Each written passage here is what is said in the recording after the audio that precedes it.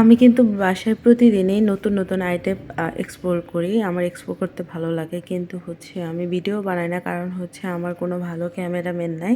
ভালো কি, কোনো ক্যামেরাম্যানই নেই। আমার এক আম্মা আছে, আম্মাকে যদি বলি আম্মা একটু ভিডিও করে দাও, ক্যামেরার পিছনে ওই ক্যামেরার অংশে আঙুল দিয়ে রাখে, মানে এমন।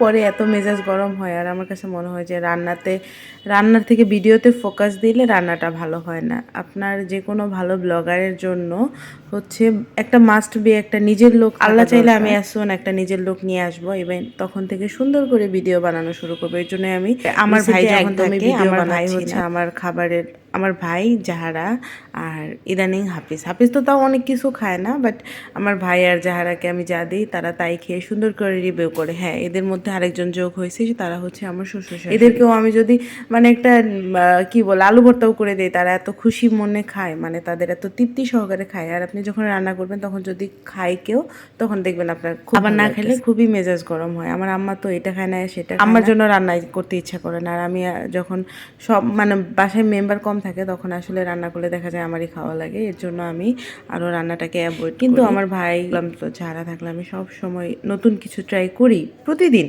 ইভেন প্রতিদিন আমি নতুন কিছু বানাবো। চিলি চিকেনটা আমার ভাইয়ের খুব পছন্দের, দিয়ে বানাইছিলাম অনেকগুলা। ফার্স্টে হচ্ছে যে বিভিন্ন বাসায় যে মশলাগুলো থাকে, ওই মশলা দিয়ে চিকেনটা মিক্সড করে ম্যারিনেট করে অনেকক্ষণ রেখে দেবো, তার ফ্রাই করবো। এই ফ্রাই চিকেনটা যে এত মজা, আমি তো অর্ধেকটাই খেয়ে ফেলছি, আমি না শুধু আমার ভাইও। তারপরে তো বিভিন্ন সস দিয়ে ওই যে যে তেলে চিকেনটা ফ্রাই করবো, ওখানে ফার্স্টে রসুন দিতে হয়, আমি ভুলে গেছিলাম, মানে রেখেছি সামনে কিন্তু দিতে ভুলে গেছি। তারপর হচ্ছে ওই একটু চাইনিজ টাইপের পেঁয়াজটা কেটে রাখবো, ওই পেঁয়াজটা দিয়ে দিব। তারপর হচ্ছে 4-5টা হচ্ছে শুকনা মরিচ পানিতে ভিজিয়ে রাখবো, ওইটা হালকা করে বেটে ওইটা দিয়ে দিব। তারপর একটু লবণ, যেহেতু সয়া সস দেবো এর জন্য লবণের পরিমাণটা একটু বুঝে দেবো, ফার্স্টে একটু কম দিব। তারপর হচ্ছে গোলমরিচের গুঁড়া, আমার হচ্ছে গত বছরে অনেকগুলা টমেটোর মানে পেস্ট ছিল, আমি সস বানানোর জন্য রাখছিলাম বাট রাখি নাই, ওই পেস্টটা দেবো। আর যেহেতু রসুন দিতে ভুলে গেছিলাম, সেহেতু রসুনটা দেবো। তারপরে এটা হচ্ছে ভালো করে কষাবো, তার মাঝখানে হচ্ছে টমেটো কেচাপ দিব, আর হচ্ছে সয়া সসটা দিব, আর দেখি একটু লবণ আর একটু চিনি, যেহেতু আমার টমেটো সসটার থেকে টমেটোটা বেশি গেছে এর জন্য চিনিটা দিব। দেওয়ার পরে একদম টেনে আসবে, তখন ভেজে রাখা চিকেনটা দিয়ে দিব, তারপর মিক্সড করে নেব। এই তো এত ইজি একটা রান্না আর এত মজা।